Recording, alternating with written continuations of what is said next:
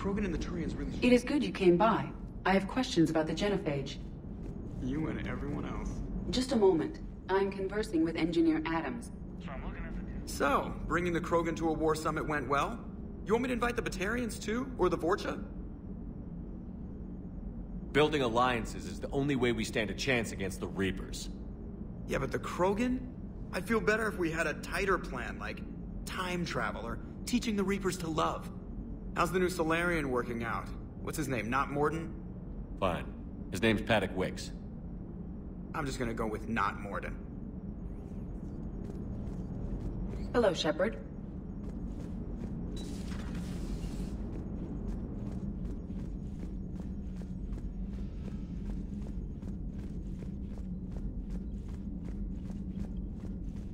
Commander, you may want to check in on shuttle pilot Cortez down in the armory.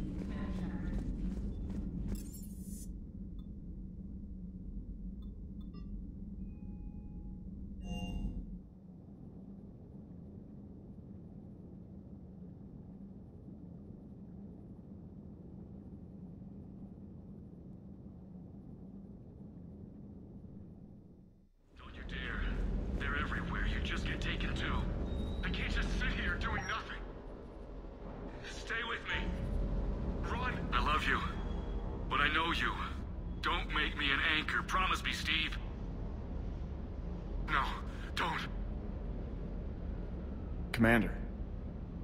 Sorry. Didn't see you there. This is a recording from Ferris Fields. Months ago. I lost a lot of friends that day. I lost my husband. I grieved. Said goodbye, made my peace. You were talking to him when the Collectors hit? I was organizing construction at a remote station a few clicks south of the main colony. Robert managed to get outside of the field the Collectors put up. Instead of running, he called me. I'm sorry for your loss. He obviously cared a lot about you. He was afraid I wouldn't let go. But for him, I moved on. Or at least I thought I had. Then the invasion hits, there's no time. And the one thing I grab is this. I mean, what's the point of moving on with your life when everything is going to hell? Start thinking that way and we've already lost. Yeah, you're right, but... well, to be honest, I've never felt as alone as I do right now. You're not alone, Steve. I'm here, anytime you need me. I appreciate that, Shepard, I really do. But don't worry, Commander. When I'm in that pilot seat, I'm there 100%. I won't fail you. It's just the downtime between missions that's hard, you know? I know. Commander, I feel terrible about leaving you on Grissom Academy like that. I did order you to leave. Yeah, doesn't make me feel any better. I'm just glad it all worked out. Wonder what the hell Cerberus was up to on Surkesh. I hear we're headed to Tuchanka. Would love to see how things turn out. I'm just saying.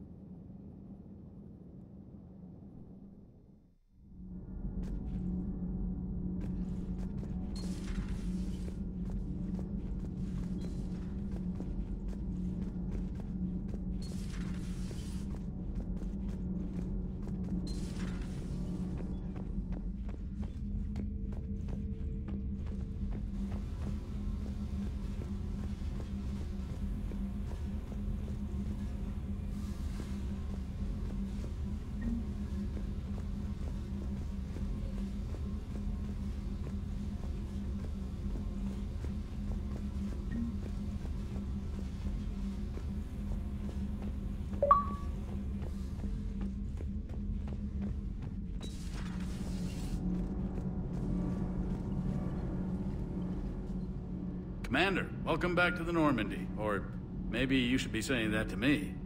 Engineer Adams, what are you doing here? I was put in charge of the drive core retrofits. My experience on the Normandy SR-1 made me an obvious choice. So, what do you think of our SR-2? She's incredible. If there's one nice thing I can say about Cerberus, it's that they know how to build a ship. And about that, Cerberus, I mean, I owe you an apology. How so? Back when you got this ship, Dr. Chalk was contacting me, asking me to help with your mission against the Collectors. I refused. I didn't have your back, and I'm sorry for that. Why didn't you join us? I saw what happened to you when the Normandy went down. I didn't trust that it was really you, and I certainly didn't trust Cerberus. Also, as an officer of the Alliance, I don't just leave my post, you know? Your Alliance first. That's the way it should be. Thank you, Commander. Glad to be aboard. Is your family okay? My parents are serving on Viridian Zenith, an Alliance agricultural vessel. My sister is a navigator on the SSV Benjamin Davis.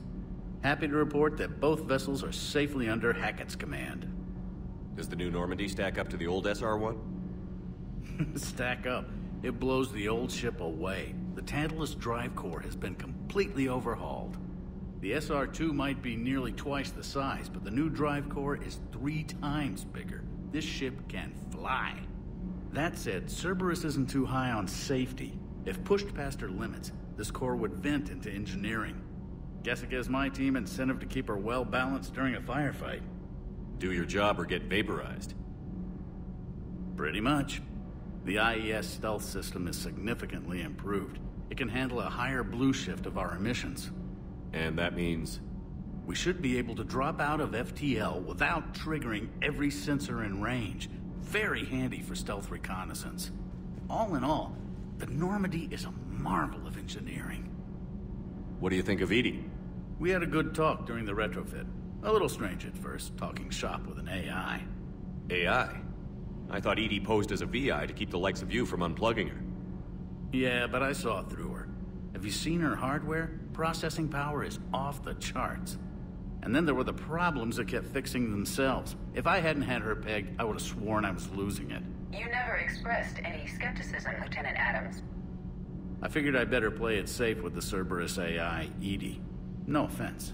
None taken. As long as you keep your fingers out of my cognizance processors. In the beginning, I tried disconnecting her from key processes without giving myself away. Easier said than done. But Joker seemed to trust her, and in time I saw her advantages. Even grew to like her.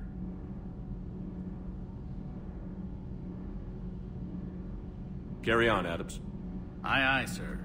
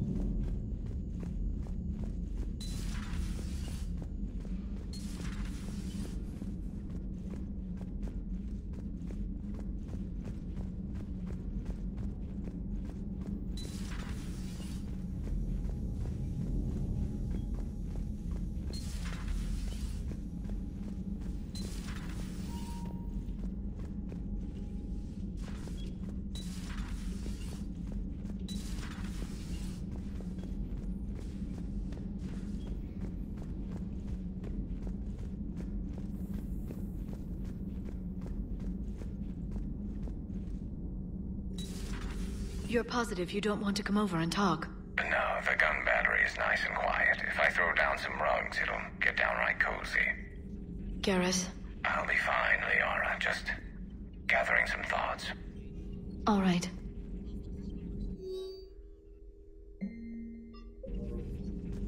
Good timing, Shepard. I had Glyph do a little digging on Reeve. Anything useful? Yes. Not Reeve. Feel free to look around.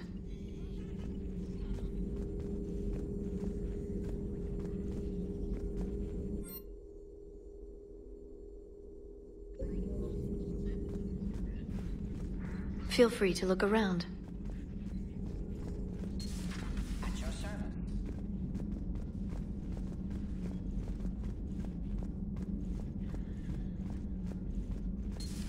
I admire your bravery. You're now the savior of your entire race. The transmutative agent that propels a species to a new stage of evolution. Many will fear that. Ah, Commander, we were just... Step away from her. She doesn't belong to you.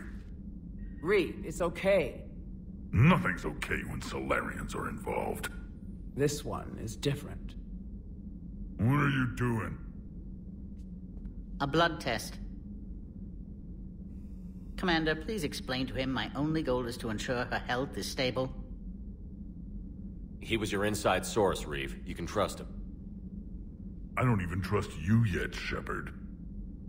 And now an archenemy is suddenly my people's best friend? By helping you, my career in STG is almost certainly over. Why do it? Every species has their role to play. Centuries from now, the Krogan could be the pinnacle of galactic evolution. Words I never thought I'd hear a Salarian say. Then let him work, Reeve. Just make sure you keep her alive. Your concern is noted. And remember, I still need your tissue sample. Better not hurt. I need to speak with you when you have a moment, Commander. Commander, I'm troubled by Eve's blood tests. The stress placed on her system by Malin's experiments was severe. I can stabilize her for now, but without Malin's research to guide me, her health will deteriorate. I hate to ask, but will this affect the cure?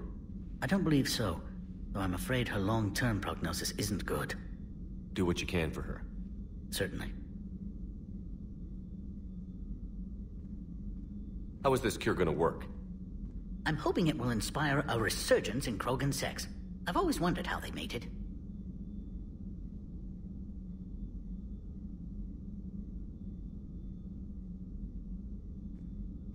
Not what I meant. No, but you were probably thinking it. And now's our chance. In the interest of science, how do Krogan mate? Very clumsily. And there we have it. Could be worth writing a paper someday. Now, as to your question. We can extract the DNA that renders immunity from her tissue to produce a viable mutagen. In turn, this mutagen will alter the gland function across the whole Krogan species. Large and presumably irritable infants will soon follow. How have you been getting along with Eve? She tried to kill me at first. Krogan don't react well to Salarians doing medical tests on them. Once that was cleared up, we've formed something of a cross-species relational bond. You mean you're friends now? It's more an agreement not to kill each other. Species take time to evolve. So do friendships. Though I still haven't learned her real name yet. Have you? I haven't asked yet. She claims it's a secret. I suppose Eve will have to do for now. Though one wonders how other Krogan would get her attention. Excuse me, Krogan of female persuasion. Do you have a moment? I'm curious. Why do this for a problem that doesn't even affect you? But it does. The willful extinction of another species benefits no one. We all lose eventually. The Krogan may lack beauty, perhaps even brains, but so did your ancestors. And mine. Every species has a fatal flaw, a flaw that is theirs alone to overcome. We cannot deny them the opportunity to evolve. Species go extinct all the time. Yes, if they fail to evolve naturally, then so be it. But as a deliberate campaign of genocide, a campaign that never takes into account the unintended consequences of annihilating a species, no politician or scientist has that kind of foresight. On the line for the Krogan? But the larger principle, yes. I've spent my career planning which species deserve uplift and which do not. But no one ever asked if we had earned the right to make those plans. We are not the originator. Who do you think decides what the plan is? The question of the hour. The very reason religions are invented. Unfortunately, at this hour, the answer seems to be the Reapers. But even they evolved for some purpose, and by some design. Have you had any luck finding answers? There have been hints, like finding an artist's signature in a painting. The way the pattern in a Tanvorian mulwitch's feathers resemble the galactic spire. That's almost showing off. But none of it constitutes proof. Just intuition. Most scientists I meet don't feel that way. Then they're blind. So much grandeur in creation. It can't be an accident. I knew an STG scientist named Mordin Solus. Have you heard of him? Indeed. I once punched him in the face. You what? He was still an STG at the time. I postulated there was more to evolution than just random mutation. Mordin disagreed. We argued, we drank, then argued some more. Soon enough, a good fracas seemed the best way to settle things. Who won? He got a black eye. I broke a few fingers. We called it even and went back to drinking. I'm sorry to say Mordin died. I know. STG is aware of your mission through the Omega-4 relay. For Mordin's sake, I hope he finally found the grace he deserved. So the two of you were friends? Some weeks, yes. Some weeks we didn't speak to each other. There were tremendous stresses for those involved in genophage research. My side of it was all theoretical. His side, well, he went to Tuchanka. He saw its effects up close. He was never the same after that. I now understand. Thanks. I appreciate your help in this. And I appreciate the chance to witness this moment in history, Commander. We're charting a new course in evolution. Can I help you, Commander? Thanks. I appreciate your help in this. Certainly, Commander. I'll be here running tests if you need.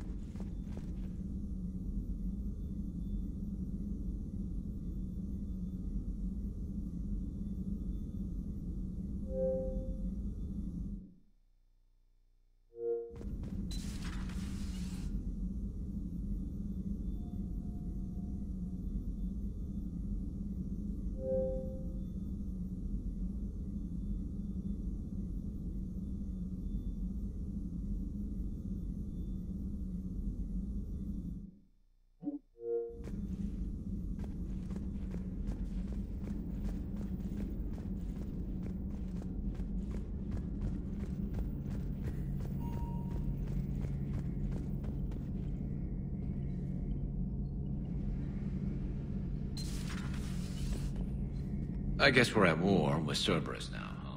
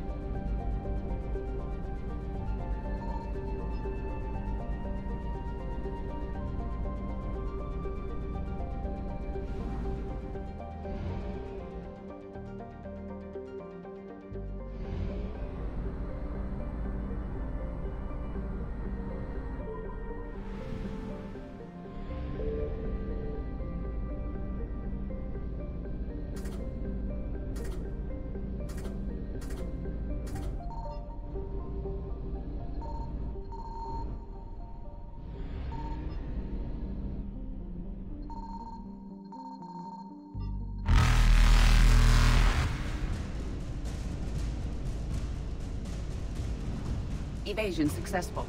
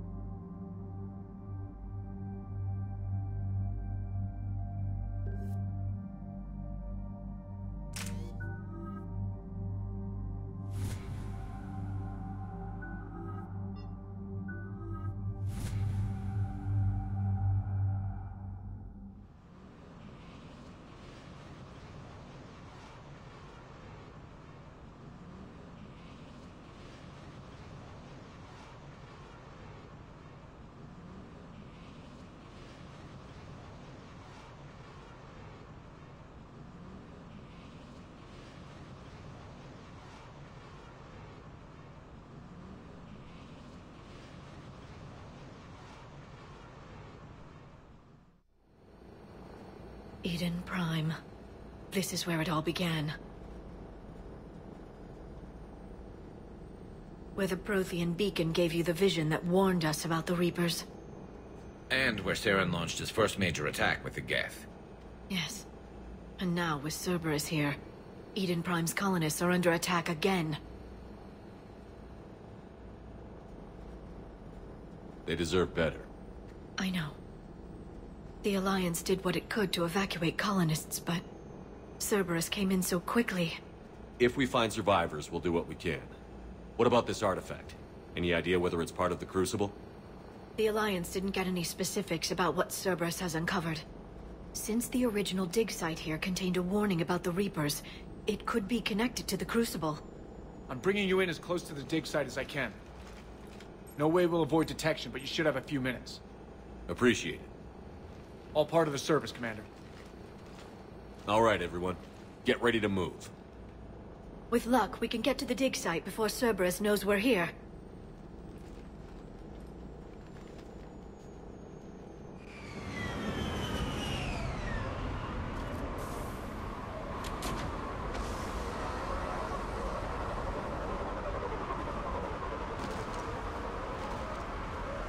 No sign of survivors. Come on, we need to find the dig site. This was a beautiful colony once. It survived, Saren. It can survive this. The city on Earth where I grew up was hard and dirty. I can see it as a war zone. Eden Prime doesn't deserve this. Nobody does.